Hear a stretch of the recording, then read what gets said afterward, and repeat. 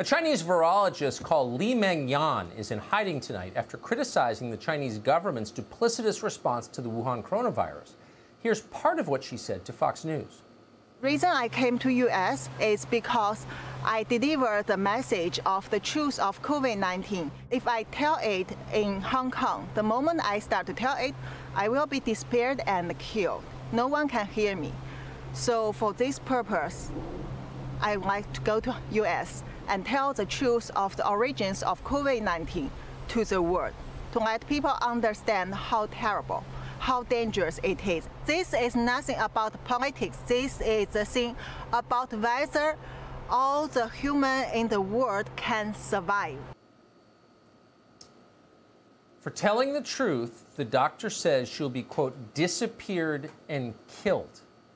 This is the government the NBA and so much of corporate America and so many of our politicians suck up to, one that murders doctors for telling the truth. This doctor says Beijing is suppressing vital information about the virus.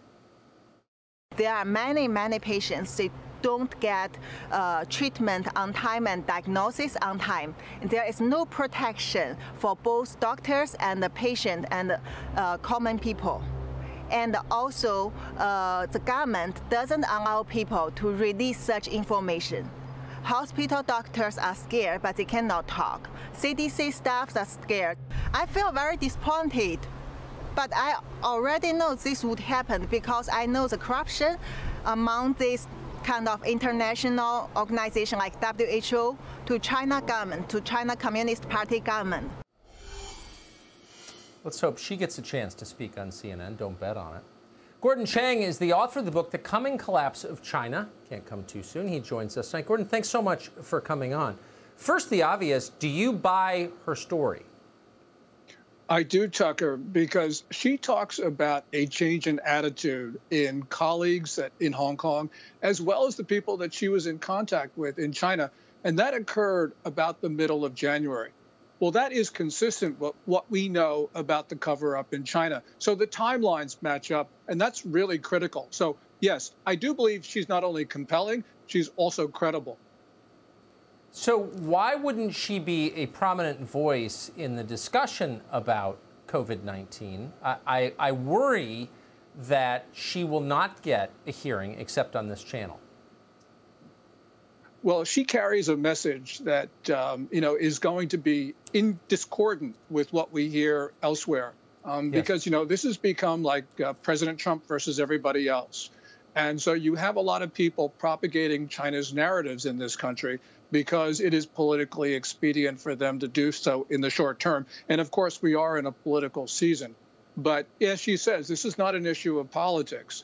And it's very important that we listen to what she says, because it does corroborate much of what we know about what the World Health Organization and China were doing in that critical January period. What do you think? I mean, and let me just agree with you emphatically. This isn't about the president. It's not about politics. It's about public health, which isn't served when governments lie to cover their own misdeeds or mistakes. What do you think the truth is about the origin of this disease? We don't know. There's two main theories, of course. One of them is this was a zoonotic transfer in the wild from an animal to a human. The other is that this was an accidental release from the Wuhan Institute of Virology. And I have to say that my view is the latter one, because most diseases in China originate, and these coronavirus diseases originate in southern China.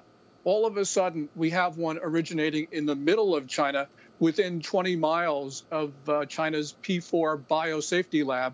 That is extremely suspicious. We know that a Chinese major general was put in charge of the lab sometime around March, and I believe that she cleaned up the lab to prevent the world from knowing any evidence of what was going on. Because Chinese researchers reached the conclusion that you have reached, there is evidence that this happened. Is anybody in the so-called international community working to find the truth and working to make sure it doesn't happen again, that nothing like this is unleashed on the world the next time? Yeah. What we're seeing is the World Health Organization covering up for China. They've now got 2 researchers in Beijing to prepare the way for a 3rd WHO mission to China, but they're only studying the zoonotic transfer. They're not going to Wuhan, from what we can tell. They're not going to the Wuhan Institute of Virology. So really, this is an attempt to bolster China's narrative, which was built, I think, this narrative was built by China to really divert attention away from what it was doing in that biosafety lab. What a tragedy if the propaganda works, as it so often does. Gordon Chang, thank you for your clarity on that. I appreciate it. Thank you, Tucker.